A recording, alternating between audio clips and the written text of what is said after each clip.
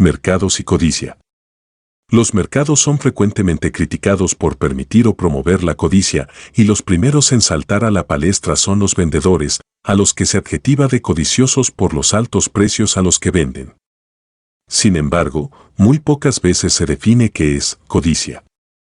Prácticamente todas las personas preferirían obtener un precio más alto por lo que están vendiendo y pagar un precio más bajo por lo que compran. ¿Pagaría usted $1 por un periódico que estuviese disponible por 50 centavos?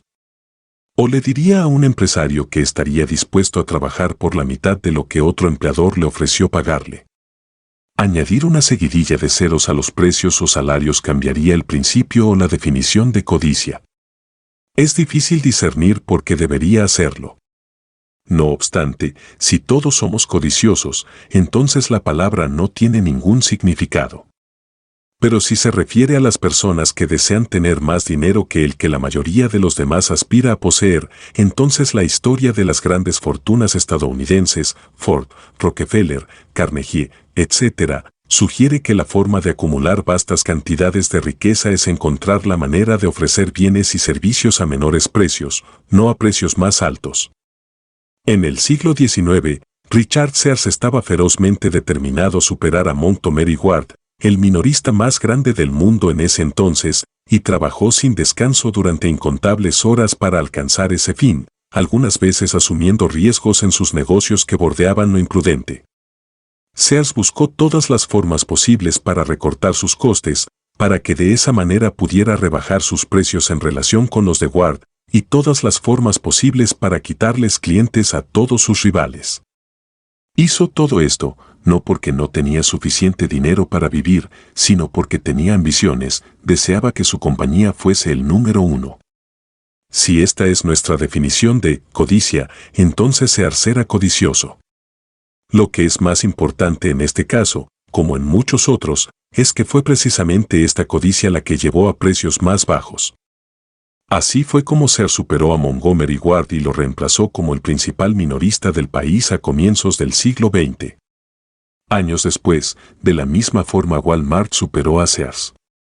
El problema fundamental con la codicia, como explicación del comportamiento económico, es que lo que cualquier persona desea, ya sea codiciosa o no, no es lo que determina la cantidad de dinero que recibirá. Si con solo desear bastara, es un viejo dicho que aún es cierto. Lo que determina la producción económica no es cuánto dinero se desea tener, sino cuánto dinero está dispuestos a pagar los demás por lo que se les provee. La especulación sobre los sentimientos de los individuos, incluyendo su codicia, es por lo general inútil, pero incluso si fuese 100% correcta, aún no podría determinar lo que pasaría en la economía. Desde Adam Smith hasta Karl Marx han comprendido esta cuestión.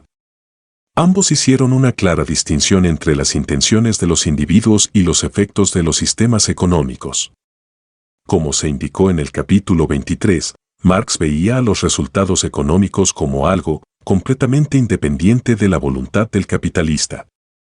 Aquellos que condenan la codicia puede que propugnen valores no económicos, pero la noble charla sobre los valores no económicos muy frecuentemente termina siendo un intento muy egoísta para hacer que los valores propios sean subsidiados por otros, evidentemente a costa de los valores de otras personas. Un ejemplo típico de esto se vio en una carta enviada a la revista especializada en periódicos Editor y Publisher. Esta carta fue escrita por el columnista de un periódico que criticó los requerimientos de ganancias anuales a los que se enfrentaban los periódicos debido a las demandas de analistas financieros sin rostro de Wall Street que parecen ser, desde donde yo estoy sentado, insensibles a las particularidades de la prensa escrita. Pese al consejo retórico de describir algunas partes en una transacción en términos menos que humanos, analistas financieros sin rostro de Wall Street, todos ellos son personas y todos ellos tienen sus propios intereses, los cuales se deben conciliar de una forma u otra, si aquellos que proveen el dinero que permite operar a los periódicos están dispuestos a continuar haciéndolo. A pesar de que las personas que trabajan en Wall Street puede que controlen millones de dólares cada una, no es dinero de su propiedad. Gran parte de este viene de los ahorros o del dinero pagado a fondos de pensiones por parte de millones de otras personas, muchas de las cuales tienen ingresos muy modestos. Sí, las particularidades de la prensa escrita, como sea que se definan, hacen difícil ganar un rendimiento más alto sobre las inversiones en periódicos o cadenas de periódicos de lo que se ganaría en otro sector de la economía. ¿Por qué los trabajadores cuyos fondos de pensión necesitaran para que les proporcione un ingreso cuando estén en una edad avanzada invertirían en este tipo de corporaciones?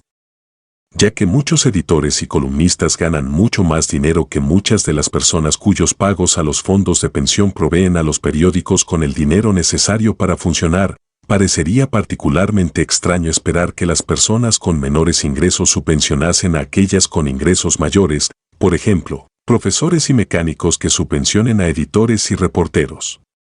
¿Por qué deberían los analistas financieros, como intermediarios que manejan los fondos de pensiones y otras inversiones de un vasto número de personas, traicionar a esas personas que les han confiado sus ahorros aceptando una ganancia menor por parte de un periódico que la que podrían obtener de otros sectores de la economía?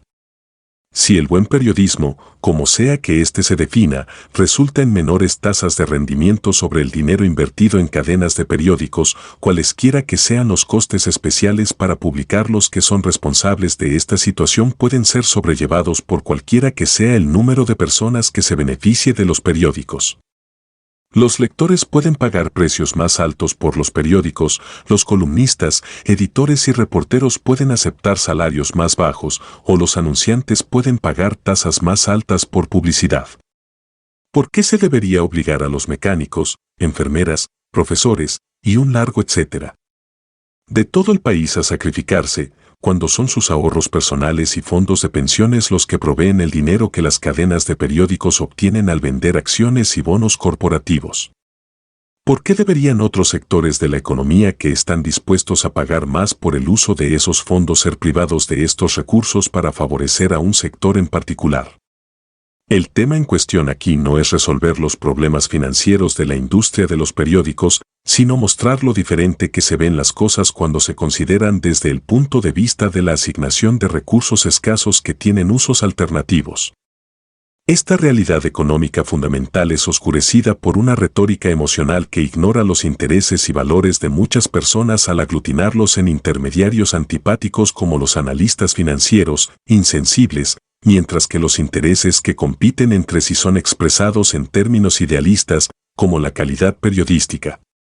Los analistas financieros puede que sean tan sensibles hacia las personas para las que trabajan como otros lo son hacia el variado grupo de personas que representan. Frecuentemente, lo que los críticos del mercado quieren son exenciones especiales para grupos o individuos en particular, sean estos periódicos, grupos étnicos u otros, sin reconocer que estas dispensaciones se harán inevitablemente a costa de otros individuos o grupos que están siendo ignorados de forma arbitraria o encarnados en términos impersonales como el mercado. Por ejemplo, un reportero de The New York Times escribió sobre los problemas de una mujer de edad media e ingresos bajos diciendo, si la fábrica simplemente hubiese dejado a Caroline trabajar durante el turno del día, su problema hubiese desaparecido. Pero lamentó que, los salarios y las horas son establecidas por el mercado, y no se puede esperar este tipo de magnanimidad por parte del mercado.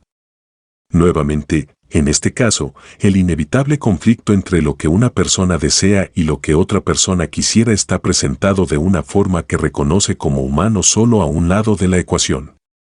La mayoría de las personas prefieren trabajar en los turnos de día que los de noche, pero si Caroline era transferida al turno del día, alguien más hubiese tenido que ser transferido al turno de noche. En cuanto a la magnanimidad, ¿cuál sería el significado de eso sino obligar a alguien a tener que cargar con los costes de esta mujer? ¿Qué tiene de magnánimo que alguien que no está pagando ningún coste, en este caso, el reportero de The New York Times, pida que alguien más tenga que cargar con ellos? Tanto en el sector privado como en el gubernamental, existen valores que algunas personas consideran lo suficientemente valiosos como para que otras tengan que pagar por ellos, pero no lo suficientemente valiosos para que ellos mismos lo hagan. No existen casos en la comparación de unos valores con otros en los que la retórica oscurece la discusión tanto como en el caso de las políticas de gobierno. Quitar a través de impuestos parte de lo que otra gente ha ganado para poder financiar las aventuras morales a través de programas sociales de una persona determinada es presentado muchas veces como una tarea humanitaria, mientras que permitir a otras personas la misma libertad y dignidad que uno tiene para que puedan tomar sus propias decisiones con sus propios ingresos, es considerado como rendirse a la codicia. La codicia por el poder no es menos peligrosa que la codicia por dinero e históricamente ha derramado mucha más sangre en el proceso. El libre mercado, como un mecanismo para acuerdos mutuos, facilita la codicia de la misma manera que facilita la realización de los deseos de las personas.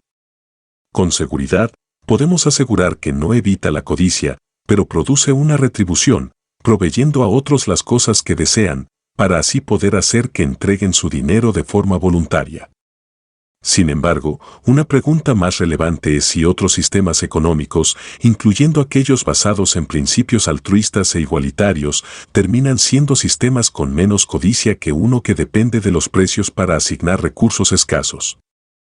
Aunque los sistemas socialistas, incluyendo la versión comunista, comenzaron como intentos por aplicar principios igualitarios, en la Unión Soviética y los países del bloque comunista en general abundan ejemplos en los que el bienestar de millones de personas fue sacrificado por el de aquellos que controlaban el poder político. En un nivel estrictamente económico, la nomenclatura gobernante de la Unión Soviética tenía tiendas en las que solo ellos podían realizar compras, al igual que otras instalaciones gubernamentales a las cuales solo ellos tenían acceso. Estas eran, por supuesto, las mejores tiendas, con la oferta más abundante de los productos más demandados. Además, las viviendas, el cuidado médico y otras instalaciones disponibles para los líderes del Partido Comunista eran de igual manera las mejores. La retórica sobre la igualdad, igualitaria en términos de camarada y democracia popular, no estuvo a la altura de la realidad de la codicia, especialmente cuando esa codicia podía utilizar el poder de un Estado totalitario, en lugar de tener que proveer lo que otras personas deseaban para poder ganarse su dinero. Incluso en un país democrático como la India, la era de controles gubernamentales masivos sobre la economía, que duraron casi medio siglo, desde su independencia en 1947 hasta el comienzo de la última década del siglo XX, fue una era de corrupción masiva, tanto por parte de funcionarios de alto rango como de innumerables burócratas insignificantes, cuyos permisos eran necesarios para hacer prácticamente todas las cosas ordinarias que la gente realiza según su voluntad en una economía de libre mercado. El pago generalizado de sobornos era solo una parte de ese coste.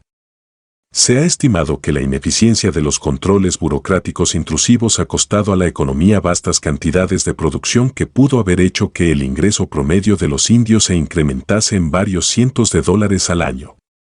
En uno de los países más pobres del mundo, donde la malnutrición ha sido un serio problema para muchos, una pérdida como esta es más significativa de lo que sería para el estadounidense promedio si su ingreso fuese unos cuantos cientos de dólares más alto o más bajo. En resumen, la codicia puede florecer bajo sistemas económicos muy diferentes. La única pregunta verdadera es, ¿cuáles son las consecuencias reales en cada uno de estos sistemas? Poder satisfacer el deseo de triunfar en un negocio al encontrar maneras de bajar los precios y de esa forma expandir el mercado para la producción es muy diferente a un sistema en el que el mismo deseo se puede satisfacer más fácilmente mediante el poder político. En otras palabras, la codicia no es el producto de un sistema económico en particular, sino algo con lo que todos los sistemas económicos, políticos y sociales tienen que lidiar de una forma u otra. Las personas que deploran la codicia muchas veces demuestran una actitud negativa hacia la riqueza. Aunque su desdén hacia esta puede que sea admirado, solo aquellos que poseen cierto nivel de riqueza pueden darse el lujo de despreciar cualquier intento de poseer más. Los hambrientos no sienten desdén hacia la comida ni los sin techo lo sienten hacia las viviendas. ¿La riqueza es sinónimo de opciones y quién quiere tener menos opciones? Más importante aún, desde el punto de vista de la sociedad en su conjunto, es el hecho de que la riqueza es lo único que puede prevenir la pobreza a gran escala. Pese a esto, Muchas personas que dicen estar preocupadas por la pobreza demuestran muy poco interés en cómo se crea riqueza o qué políticas harán que la creación de la misma se haga más fácil o más difícil. Ha sido precisamente el tremendo aumento en la riqueza en las sociedades industriales modernas que ha traído consigo reducciones dramáticas de la pobreza.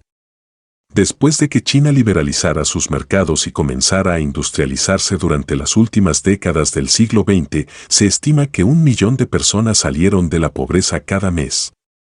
Incluso en los lugares en los que las personas de ingresos más bajos han recibido solo una pequeña parte del ingreso nacional con el paso de los años, como en Estados Unidos durante el mismo periodo, el ingreso real absoluto de los estadounidenses más pobres terminó aumentando debido a que la producción total creció de forma relevante. Una de las variaciones del tema de la codicia es que algunos negocios son culpables de cobrar todo lo que el mercado pueda soportar. Por lo general, este tipo de afirmaciones se realizan no tan solo como una simple condena moral, sino también como una explicación causal sobre los precios que son considerados como muy elevados, por una razón u otra. Si ciertos objetos se han estado vendiendo por $5 cada uno durante un determinado periodo y de pronto el precio sube a $8, entonces la explicación que se ofrece es que tal vez los fabricantes estén cobrando todo lo que el mercado pueda soportar. Como una explicación causal, esto inmediatamente plantea la pregunta, ¿no estaban cobrando todo lo que el mercado podía soportar antes? Es probable que la respuesta sea afirmativa. Solo que el mercado no soportaba más de $5 antes y ahora soportará 8. Por ende, lo que se debe comprender es una explicación causal de lo que ha cambiado si los fabricantes estaban cobrando todo lo que el mercado soportaba en ambos casos. No son solo los negocios los que cobran todo lo que el mercado pueda soportar. Las mismas personas que realizan estas acusaciones muy pocas veces aceptarían trabajar por la mitad de sus salarios actuales o incluso 3/4. Están cobrando todo lo que el mercado puede soportar por su trabajo. Y si alguien les ofrece pagarles el doble de lo que están percibiendo, es poco probable que continúen trabajando con su empleador actual, a menos que éste les haga una oferta similar. En sentido estricto, es poco probable que un negocio cobre literalmente todo lo que el mercado pueda soportar. Si General Motors está vendiendo un automóvil concreto por $25,000, probablemente podría seguir vendiéndolo a los verdaderos fanáticos de ese automóvil si duplicara el precio a $50,000. Pero, incluso si el mercado pudiese soportar un precio de $50,000, las ventas probablemente se verían reducidas hasta el punto de que General Motors no podría ganar la misma cantidad de dinero que si cobrase $25,000. Sin embargo, podemos tomar la frase «todo lo que el mercado pueda soportar» como una expresión que significa más o menos maximizar las ganancias totales. Lo que realmente necesitamos comprender son las implicaciones de decir que los precios más altos se deben a un intento por maximizar las ganancias. También debemos comprender las consecuencias de tratar de evitarlo.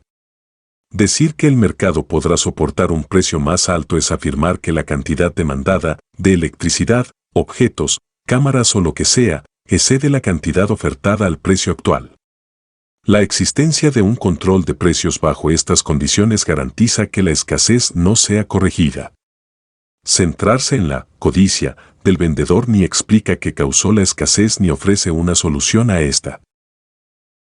Una de las curiosas inconsistencias de aquellos que condenan la codicia es que este término muy pocas veces se aplica al gobierno, independientemente de cuán altos sean los impuestos. Mientras que los incrementos significativos a los precios de la gasolina casi siempre traen consigo acusaciones de codicia en contra de las compañías petroleras, las ganancias de estas empresas son de solo un 4% del precio de un litro de gasolina, mientras que los impuestos representan el 17% de este. No obstante, se acusa a las grandes petroleras de ser codiciosas. Incluso cuando los gobiernos locales se apropian de las casas de las personas, utilizando su poder de expropiación, y luego traspasan estas propiedades a promotores privados para que construyan casinos o centros comerciales, que pagan impuestos más altos que los dueños de las viviendas, pocas veces se le llama codicia. Aunque en muchas ocasiones implique la destrucción de hogares de personas de ingresos modestos que han luchado y se han sacrificado durante años para tener una casa, todo para que puedan ser reemplazados por personas que proveerán a los políticos con más ingresos impositivos para que ellos puedan gastar más para ser reelegidos.